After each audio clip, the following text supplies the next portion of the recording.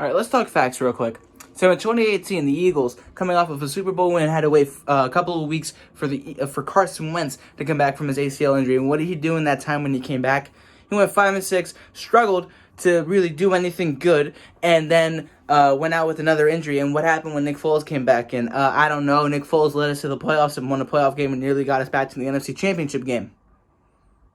And what happened in 2019 after we let go of Foles, because we needed to make sure that Carson Wentz didn't have any sort of controversy behind him. We had to make sure that nobody would get in his way as the franchise quarterback, right? Oh, okay. 5-7. The most embarrassing loss suffered against the Dolphins. The Dolphins, who in 2019 were a laughingstock, right?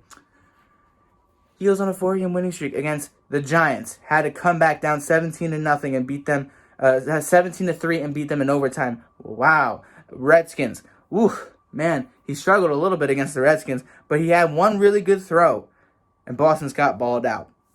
Cowboys went up big 10-0, couldn't really do anything else, and the Cowboys were luckily very inconsistent.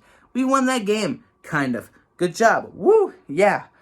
And then the Giants again. We struggled, and, he did a couple of good things with a couple of good players, but then the playoffs come around. Wasn't doing too great in the first quarter, and before the first quarter came, he got knocked out and didn't play again. And there was no Nick Foles to save him this time. Josh McCown on the torn hamstring moved the ball up and down the field but couldn't get it in the end zone. If Nick Foles was back there, we probably would have won that game. I'm just saying that now, in 2020, Carson Wentz was 3-8-1. Carson Wentz, 16 touchdowns, 15 interceptions, however many fumbles. Led the league in turnovers, led the league in sacks, was bottom tier in completion percentage, in QBR, passer rating.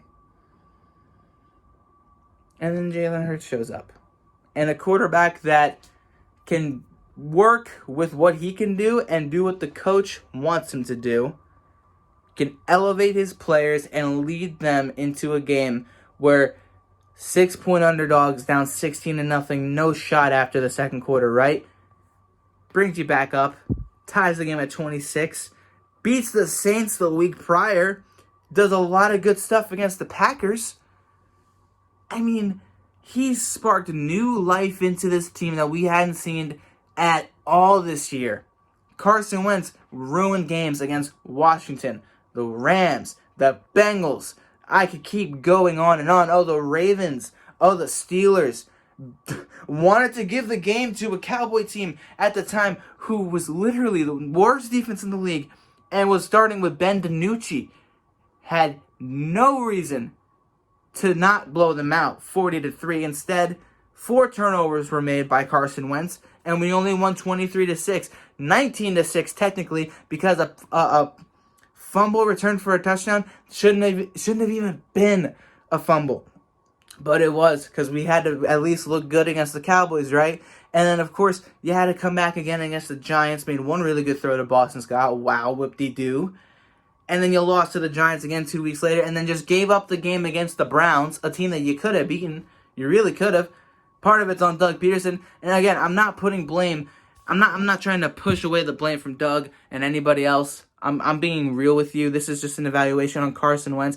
This team has not operated the same with Carson Wentz as the quarterback since 2017. They have never played a game looking the way they did in 2017 under this coach, under this quarterback since 2017. 2018, the team looked better with Nick Foles. 2019, the team didn't look good until we were playing bottom feeders in the NFC East.